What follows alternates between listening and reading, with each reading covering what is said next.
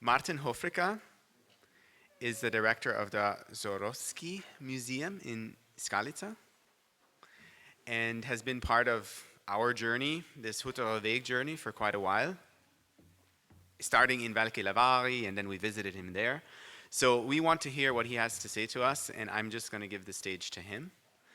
And I also want to just thank him again for all his help and support to bring this together.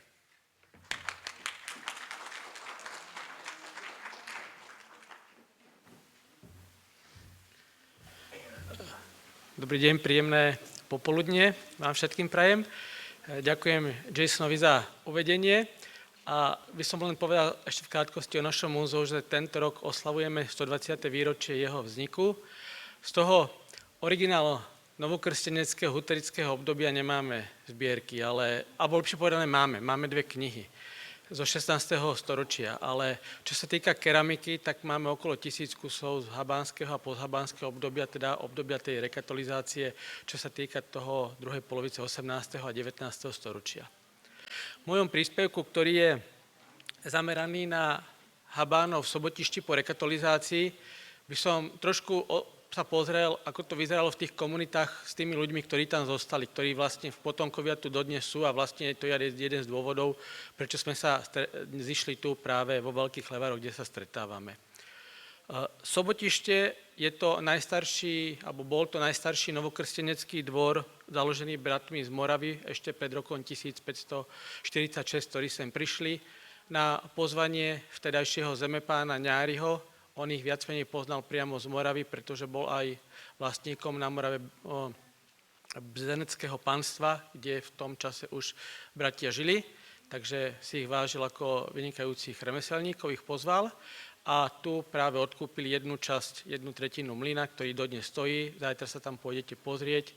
Kolegyňa vám trošku o ňom v ďalšom príspevku povie, pretože tento mlyn sa považuje za najstaršiu pamiatku, ktorá stojí, alebo ktorá sa viaže k tomuto obdobiu a je do súčasnosti vo funkčnom stave síce nie ako mlyn, ale už ako expozícia. Tento sobotišský dvor, Ruderhof, ktorý vznikol v tom roku, alebo pred rokom 1546, síce mali tam potom ešte koncom 80. rokov 16. storočia nezhody so zemepánom, takže asi na 10 rokov bratia odišli, vrátili sa späť na Moravu, ale po niekoľkých rokoch sa to opäť vyriešilo. A bol to zároveň najstarší tento bratský dvor nielen na terajšom Slovensku, ale vlastne v celom bývalom Uhorsku. Po roku 1622, ako to už bolo viackrát spomenuté, keď boli bratia vyhnaní z Moravy, tak práve Sobotište sa stalo akoby ich centrom, kde bolo sídlo biskupa Forštehera, bol tam prinesený archív z nových mlynov. Až do konca 17. storočia, presnejšie do nejakých 90. rokov, bolo spoločné vlastníctvo a pod vplyvom nestálych pomerov v dôsledku či už stavovských nepokojov, tureckých nájazdov, pretože obec bola vyplienená Turkami, a neustálých výdavkov pre vojska, či to raz boli stavovské, raz to boli nejaké protestantské, alebo potom to boli cisárske, ale stále vždy od nich niečo požadoval a chcel, ktoré paralizovali hospodársku prosperitu celého dvora, sa bratia uzniesli, že teda rozpustia spoločné vlastníctvo a prejdú na súkromné. Stalo sa to okolo roku 1693 až 1694.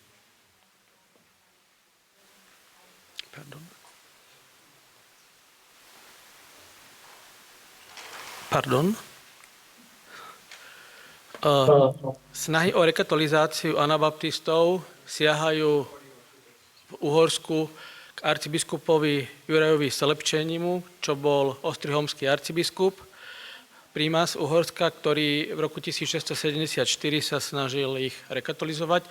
Na Morave tieto snahy boli už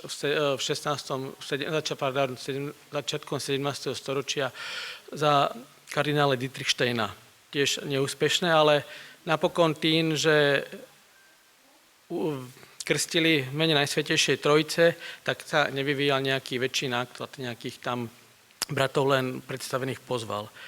Ďalšia vlna sa viaže k roku 1625, keď vo Veľkých Levároch boli bratia prinútení krstiť svoje deti. I do Sobotišťa prišli dvaja jezuiti a spolu s katolíckym farárom z tohto mestečka a spolumajiteľmi pánstva sa pýtali staršieho, že prečo oni nekrstia, keď vo Veľkých Levároch krstia. Tak ten to odpovedal, že vlastne nie je to z ich vôle, ale je to z prinútenia. Mandát, ktorý vydal Karol VI v roku 1733 stanovoval, že novokrstienci musia všetky svoje deti dať pokrstiť katolíckemu kňazovi. V Sobotišti máme záznam v matrike pokrstených katolíckej, ktorá sa viaže k 31.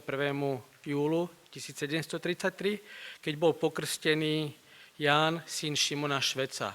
Matka nie je uvedená, syn Ján Švec znamená, že to nebolo jeho priezvisko, ale bolo to, nevedeli priezvisko, takže to zapísali len remeslo, ktoré vychovával. Krstnými rodičmi boli komposesori pánstva Štefán Trstiansky a Mária Terézia, pretože na tú dobu sa to považovalo za akési novum, že sa podarilo pokrstiť deti alebo dieťa novokrstencov, takže vlastne bola tam takáto lokálna, dá sa povedať, high society krstnými rodičmi.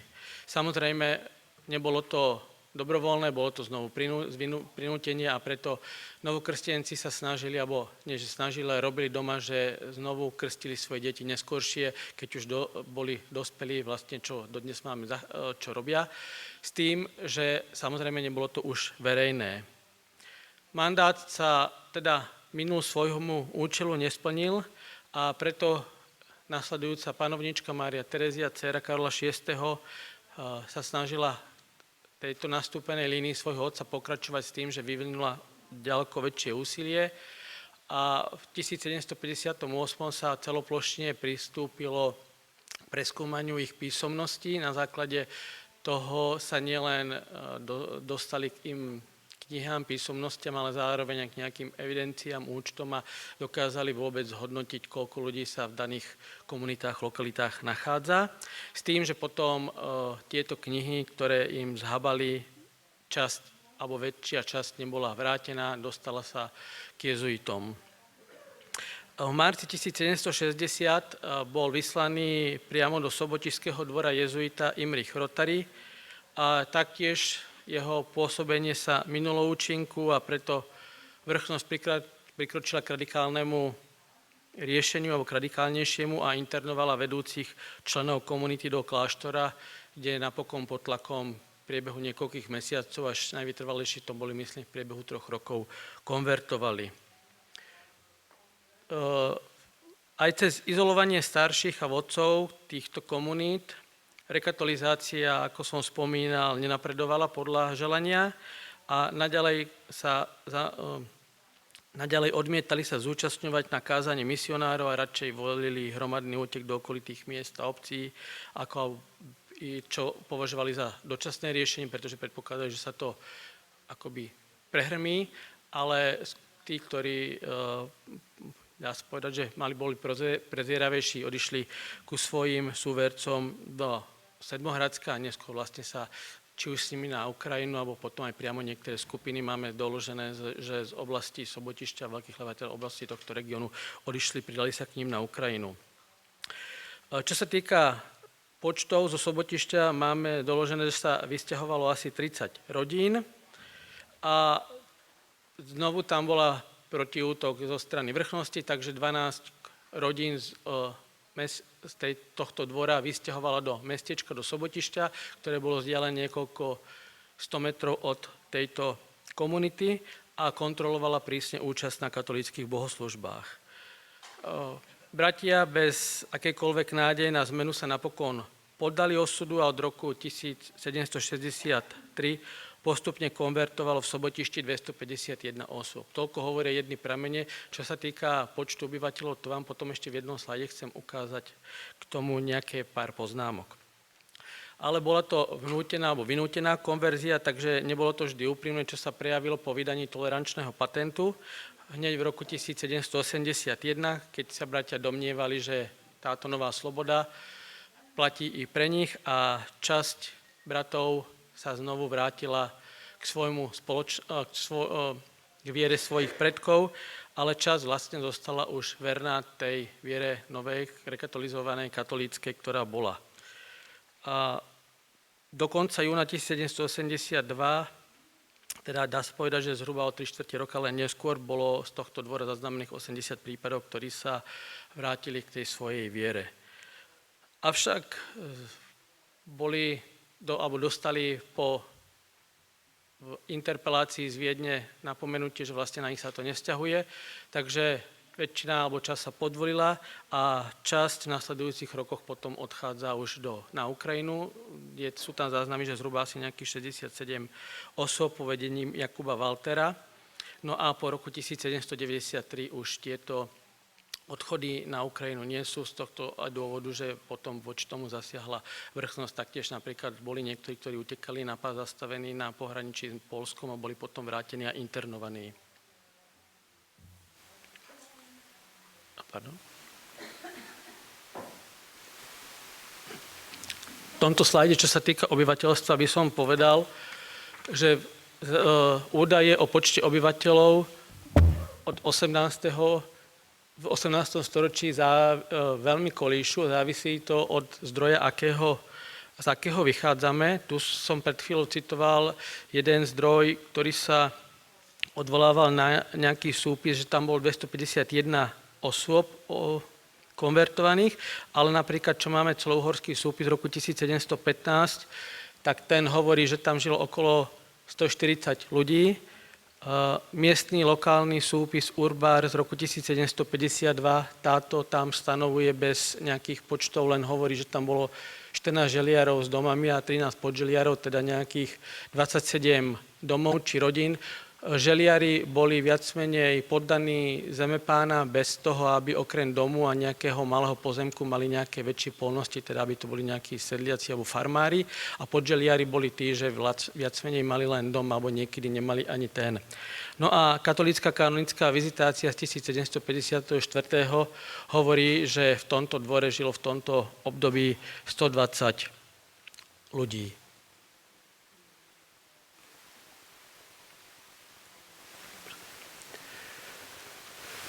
Čo sa týka názvu Habáni, ktorý sa bežne tu používa, tak v striktnom prísnom slova zmysle môžeme povedať, že platí to na označenie až rekatolizovaných novokrstencov, ktorí zostali žiť vo svojich domovoch v tomto regióne. Hoci v 17. storočí sa v slovenských písomnostiach s týmto názvom stretávame, na prvý záznam je, myslím, z 30. rokov 17. storočia v nejakej písomnosti, ktorá sa viaže k Coborovcom. Bohužiaľ, uvádza to doktor Kalesný vo svojej knihe, ale neuvádza citáciu a originál sa nám nepodarilo dohľadať, takže sme ho nemohli konfrontovať, že či to naozaj skutočne tak je. A toto označovanie Habán pretrvalo i naďalej, vlastne pretrvalo doteraz a ešte v 80. rokoch sa sťažujú veľkolevársky Habáni alebo obyvatelia tohto dvora vrchnosti, aby toto oficiálne zakázalo, pretože to považovali za pejoratívne označenie.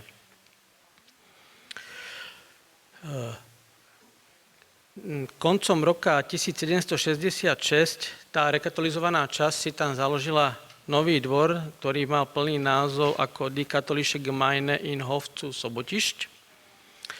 A mali svoj vlastnú knihu, taký protokol, záznamy. Vidíte tam jednu z titulných listov, kde sa o tom píše, že bola teda zvolená rada 8 starších na čele s Richtárom. A tento Richtár je tu označený ako Richtár. Neskôr, keď sme robili výskum a pýtali sme sa ešte pamätníkov, pretože toto pretrvalo až do polovice 20. storočia, tak ho označovali ako Vorstand, ale v tomto staršom období je nazývaný ešte ako Richtár a pomáhali mu 8 starší bratia. Bývali každoročne volení, čo si ešte povieme, je tu spomenutý aj ten prvý Richtár, ten Heinrich Schmidt.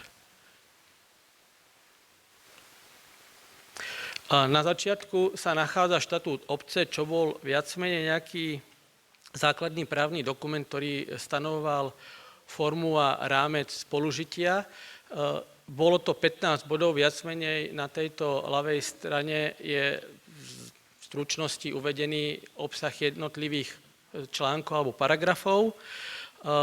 Väčšina z nich, asi 8, sa venovala priamo vzťahu pôsobeniu Richtára, Rade starších a ich vzťahom k jednotlivej komunite, teda bolo to napríklad určené, kto zvolával týchto starších, bol to vždy najmladší člen toho predstavenstva, napríklad z Richtára. Najlepší alebo zaujímavý hneď je vlastne prvý článok, ktorý hovorí o tom, že ak by sa previnil niečím proti poriadkom Richtár, či po prípade niektorý starší, tak má byť súdený ostatnými v jeho neprítomnosti a má mu byť vymeraný trest. Ďalej tam je spomenutý zákaz prezradiť nejaké záležitosti, o ktorých sa rokoval pod, myslím, pokutou 2 zlatých.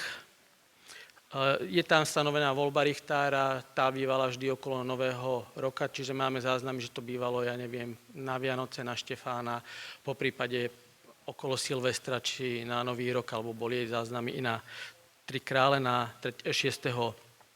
januára. Taktiež, ak zomrel niektorý počas roka, niektorý člen z rady, mal byť počas tejto voľby nahradený.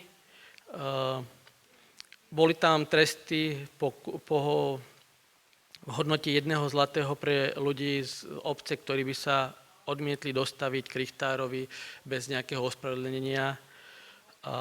Taktiež, kto by odporoval rade, boli tam previnenie 2 zlaté. Ďalšie zvyšné paragrafy alebo články, sú to od 4 po 8, viac menej ktoré sa venujú spoločenskému poriadku, že tam bol zákaz tancovania v hostincoch, dokedy sa mohol človek zdržiavať v hostinci v letnom a zimnom období, ako dlho mohli trvať svadby. Je tam taktiež článok, ktorý sa týka návštevy bohoslúžieb, ktorý sa potom prerokovával ešte s farárom podľa závažnosti a bola tam stanovená nejaká pokuta. A posledné 2 články hovoria o tom, že ak by bol potrebný vydať nový nejaký štatút, predloží ho rada s Richtárom celej obce. Pravdepodobne asi k tomu nikdy neprišlo, lebo v tejto knihe protokolov som ho nenašiel, to je vlastne titulný list tohto protokolu. A posledný 15. bod hovorí o tom, že všetky rozhodnutia, ktoré sa týkajú celej obce, sa zapisujú do tejto knihy. Takže skutočne tie záznamy máme v tejto knihe od toho roku 1766 až do začiatku 60. rokov. A ďakujem. Thanks. A čo sa týka nejakého ďalšieho právneho postavenia, takže obyvatelia, ktorí žili v tomto dvore, treba povedať ešte, že tým, že si založili akoby tento Neuhof, že sa vyčlenil ako katolíci, tak im vrchnosť uznala, že sa stali samostatnou, alebo zostalo im právo samostatnej právnej jednotky, ktorú rešpektovala vrchnosť, čiže boli oddelení od blízkeho mestečka Sobotište, čiže neboli súčasťou tohto mesta, ale mali vlastnú samosprávu, ako sme tu videli s tým Richtárom 8 staršími. Dostali svojho farára alebo kurátora duchovného, ktorý bol síce katolícky, ale teda oni boli v tom čase katolícky, mali právo na svoju školu a mali tam potom ešte nejaké spoločné majetky, o ktorých si v krátkosti povieme. Po roku 1918, ale skôr dá sa povedať v 20. rokoch, sa vplyvom zmenených spoločenských podmienok toto pretransformovalo na novodvoranskú spoločnosť, ktorá tu existovala do tých 60. rokov, 50. rokov minulého storočia s tým, že záznamy toho pôvodného katolíckeho Neuhofu naďalej a záznamy tejto novodvoranskej spoločnosti pokračovali v tej istej knihe, boli akoby kontinuálne dané. Táto obec mala spoločný majetok, a je to mlyn či mlyny, pretože neskôršie sa spomína Horný a Dolný mlyn. Horný mlyn to je ten najstarší, ten papovský mlyn, kde je teraz to múzeum a to bol ten prvý z toho roku 1546. Máme tam radnicu Štýbl, kde sa táto rada schádzala. Máme tam hostinec, domáciu nazývali ako kľúčiareň, čo bolo akoby lokálne pohostinstvo. Spoločný majetok bola zvonica, ktorú tam na fotografii vidíme. Boli tam pivnice, ktorú užívali spoločne všetci za nejaký poplatok. Boli tam, spomínajú sa myslím, 2 stodoly. Jedna stodola, oni ju nazývali ako ovčinec, tak pravdepodobne slúžila ako na nejaké ustajnenie oviec. A bola tam škola, kaplnka s farou a potom ešte tam mali spoločné pozemky, či to boli pasienky alebo nejaké lesné hospodárstvo. Ako som spomínal, že mali teda vlastnú samosprávu, mali toho svojho duchovného a školu mali. Dokonca 90. rokov 18. storočia mali i vlastný cech a platili spoločne ako obec pánstvu poplatky. Samozrejme, mlyn, obecný dom, teda štýbl a hostenec sa prenajímal. Obyčajne bol to niekto z komunity, ale mohli to byť aj členovia z komunity. Viac menej bolo to na základe najvyššej ponuky, čo sa tohto týkalo.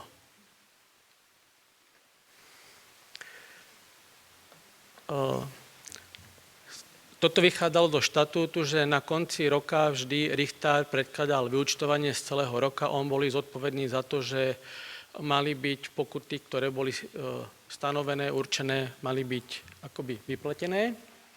Takže z hospodárenia, takže vždy tam nachádzame, koľko mali príjem, koľko bol výdaj, aký bol zostatok, podobne a bol tam nejaký jeho podpis.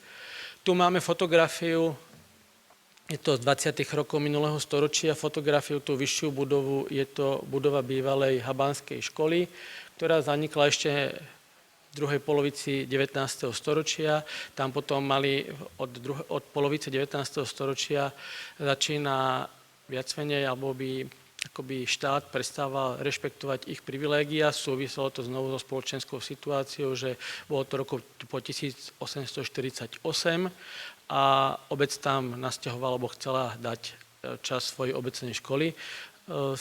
Dneska tento objekt, ako i objekt susedný, kde bola vtedy fara toho kurátora, je v súkromných rukách, spoločenstvo ho predalo. Taktiež je tu spomínaný, že tu teda mali svojho nemeckého kňaza.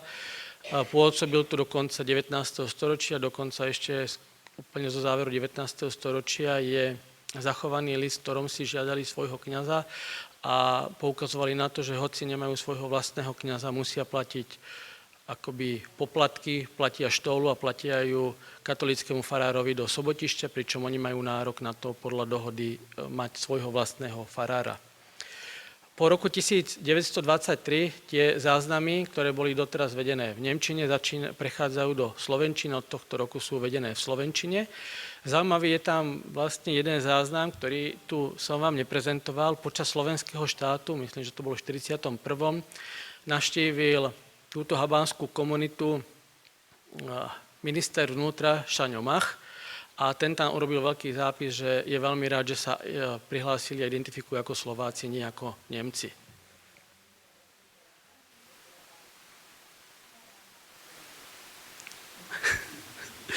Ďakujem. K zániku tej obce prichádza po druhej svetovej vojne nástupom komunizmu či socializmu, ak chceme tak byť presný, a k 1. januáru 1951 im štát zrušil, odobral im živnosť, licenciu na to, aby mohli prevádzkovať hostinec a mlyn. Hostinec síce nejakú dobu fungoval ďalej, ale to už bolo akoby zoštátnené, a taktiež ako mlyn fungoval niekoľko rokov ďalej, ale tam už bolo, myslím, IRD alebo nejaké družstvo. No ale oni tým, že mali relatívne dosť peňazí, takže viac menej predpokladali, alebo vedelo sa, čo sa robí, takže v 49.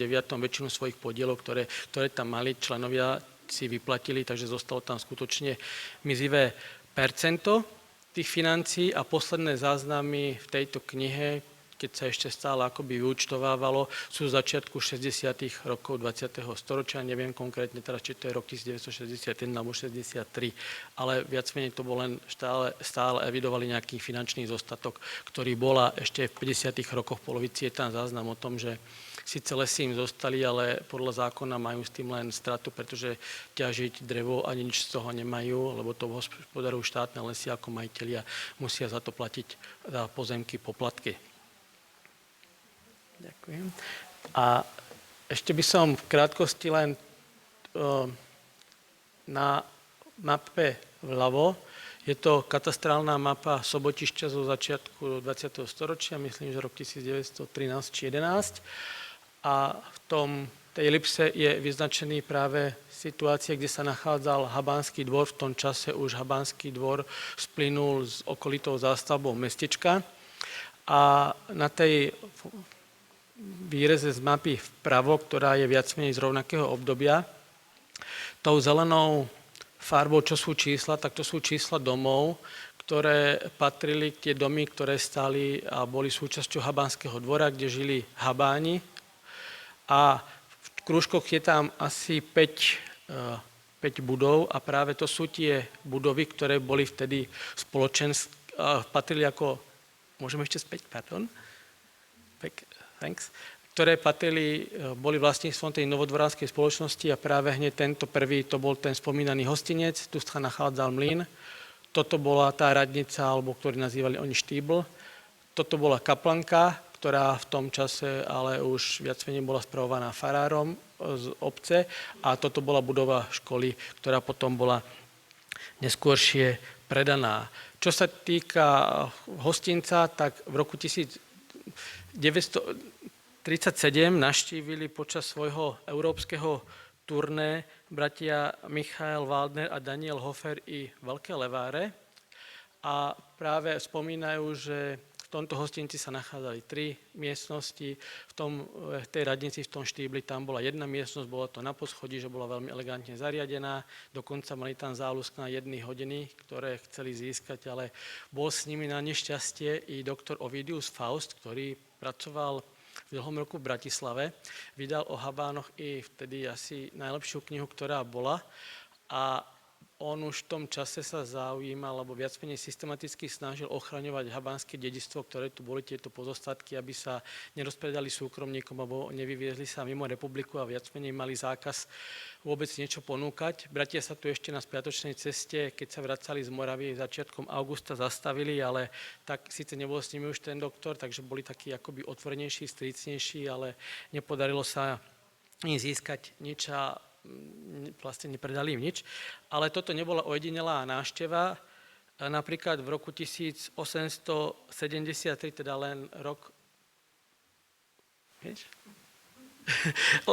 predtým, ako bratia odišli z Ukrajiny, vysťahovali sa do Ameriky, boli niekoľkí bratia na výstave vo Viedni a na spiatočnej ceste sa práve zastavili tu v Sobotišti. Napríklad v roku 1906 máme záznam, že Sobotišťan Ignác Pullman, teda bol to pozostatok Habánov, bol akoby vysťahovalec za prácou v Amerike a tam práve zavítal do tohto bratského dvora, navštívil. V tom 37., ako som spomínal, pravdepodobne to bola jedna z posledných návštev dlhodobo, ktorú sme mohli v Sobotišti alebo vôbec na Slovensku zaregistrovať. A ďakujem. A toto je posledný slajd, kde som vyznačil priezviska z Habánskeho dvora v Sobotišti od polovice 18. storočia do začiatku 20. storočia. Tie silno vytlačené, tie boldom, sú tie, ktoré ešte na začiatku 20. storočia teda boli živé, že ich nositelia žili v tomto Habánskom dvore a viac menej, ak sa nemýlim, sú tu aj priamo ľudia zo Sobotišťa by asi potvrdili, ktoré sú ešte živé, ale ja si predpokladám, že asi všetci, neviem, sú všetky, áno, pani kýva hlavou, takže ďakujem vlastne všetky, ktoré sú hrubo vytlačené, ešte stále tí potomkovia v tomto Habánskom dvore v Sobotišti žijú. Ďakujem za pozornosť vám.